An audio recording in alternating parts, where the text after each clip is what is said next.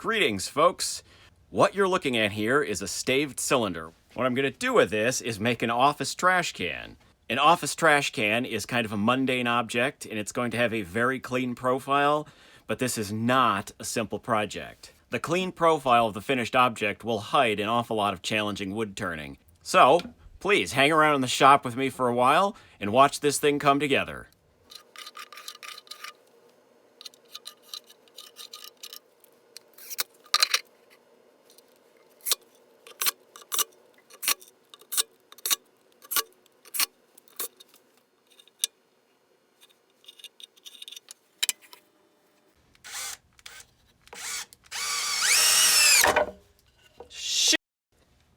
Well, that was just stupid.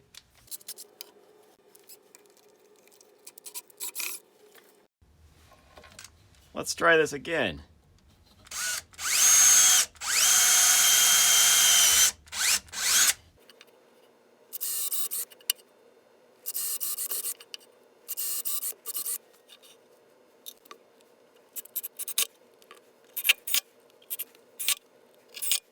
All together now.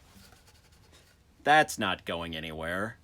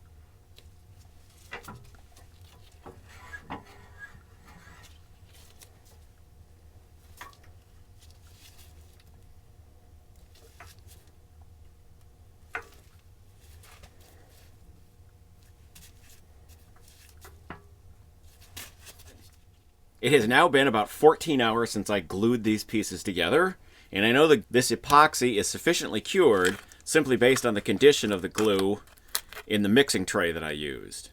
The reason I made the effort to make this piece and to use epoxy specifically to glue these two pieces together was because the end of this is not completely even, and now I've got a very strong joint. I don't have to worry about running into any metal fasteners or the faceplate. In fact, this end piece here is going to get turned away as I progress through the steps to to make this finished piece. The next step is to make this into an actual cylinder.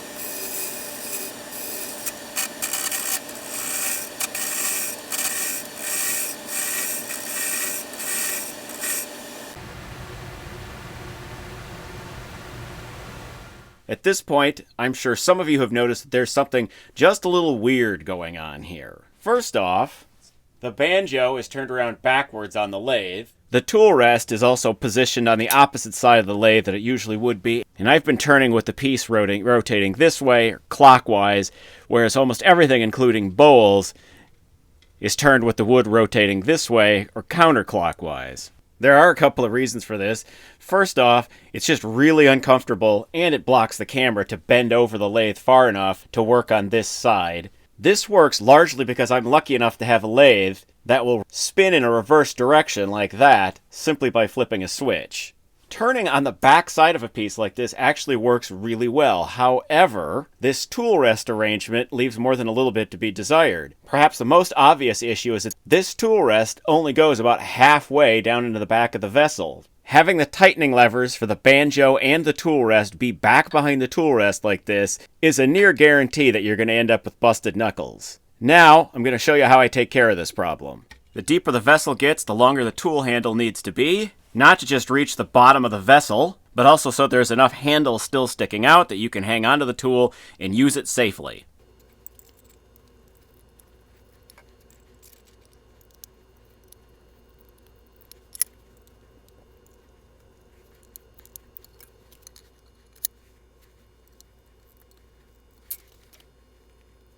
There we have it. The handle on this tool is now about 3 feet long, plus the length of the tool shaft itself.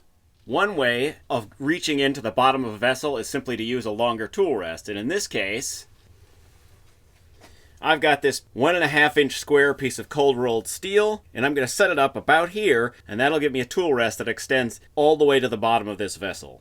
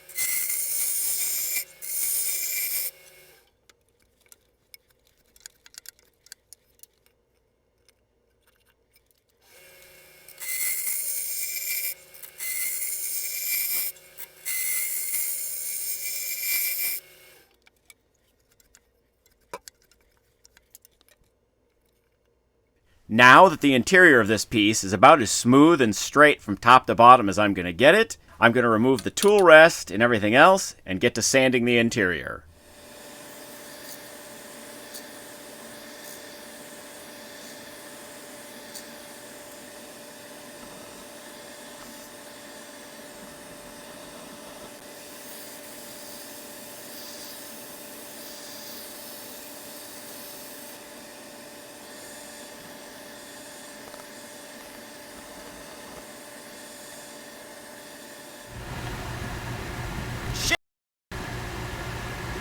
Man,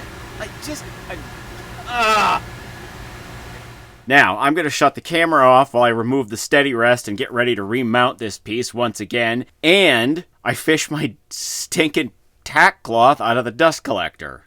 When that's all done, I'll be back.